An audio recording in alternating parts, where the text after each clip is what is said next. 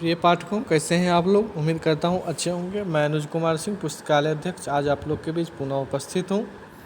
आज बात करेंगे सर सुरेंद्र नाथ बनर्जी के जीवन परिचय को जानेंगे, के संबंध में बात करेंगे।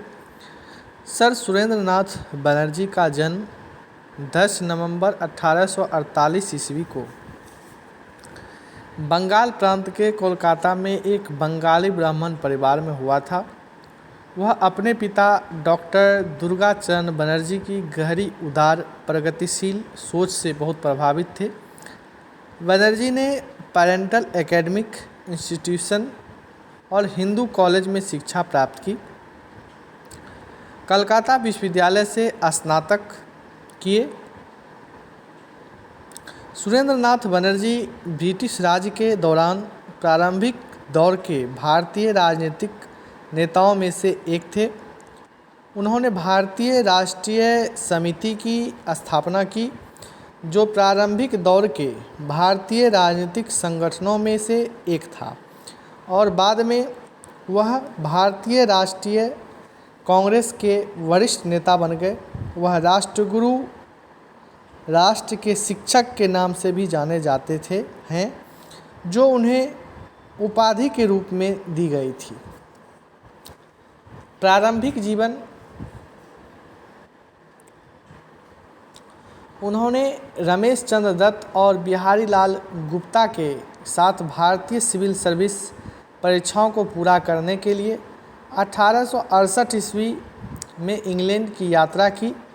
उन्होंने 1869 ईस्वी में प्रतिस्पर्धात्मक परीक्षा की मंजूरी मिल गई, लेकिन उनकी सही उम्र पर विवाद के कारण रोक लगा दी गई। अदालत में इस मामले पर फैसले के बाद बनर्जी को फिर से इस परीक्षा में 1871 ईस्वी में मंजूरी मिल गई और वे सिलहट में सहायक मजिस्ट्रेट के रूप में पदस्थापित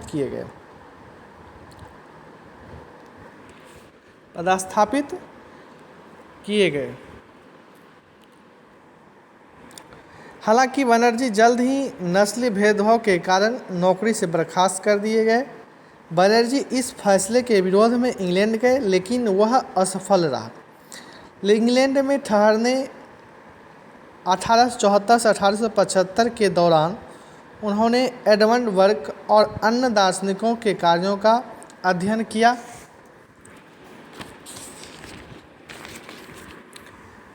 राजनीतिक जीवन।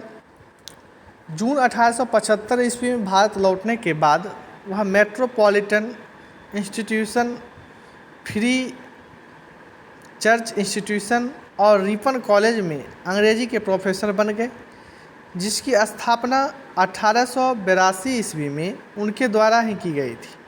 वह राष्ट्रवादी और उदार राजनीतिक विषयों, साथ ही साथ भारतीय इतिहास पर सार्वजनिक भाषण देने लगे। उन्होंने आनंद मोहन बोस के साथ मिलकर भारतीय राष्ट्रीय समिति की स्थापना की। 26 जुलाई 1874 ईस्वी को की गई, जो अपनी तरह का पहला भारतीय राजनीतिक संगठन था। इस संगठन का इस्तेमाल उन्होंने भारतीय ICS परीक्षाओं में शरीक होने वाले छात्रों की आयु सीमा के मुद्दे से निपटने के लिए किया। उन्होंने पूरे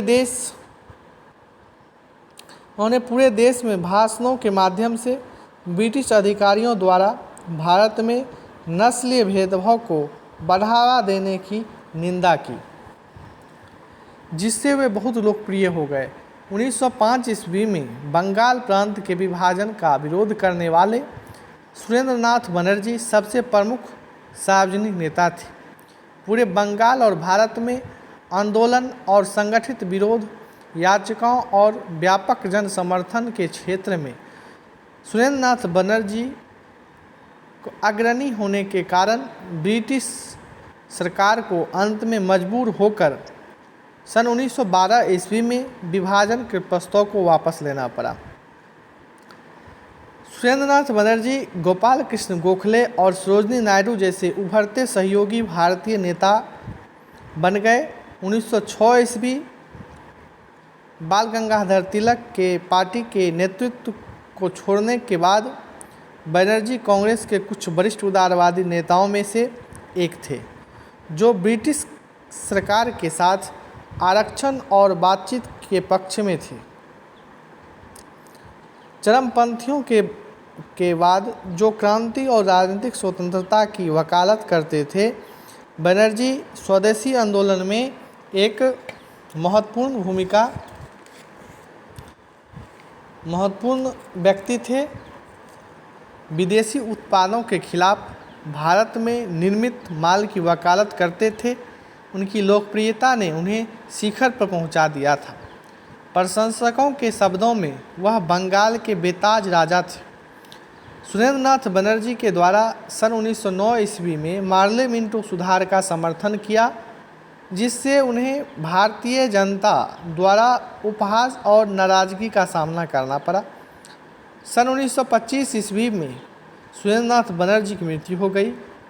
आज व्यापक रूप से सम्मानित भारतीय राजनीति के एक अग्रणी नेता के रूप में सशक्तिकरण के पथ पर चलने वाले पहले भारतीय राजनीतिक के रूप में उन्हें याद किया जाता है। धन्यवाद।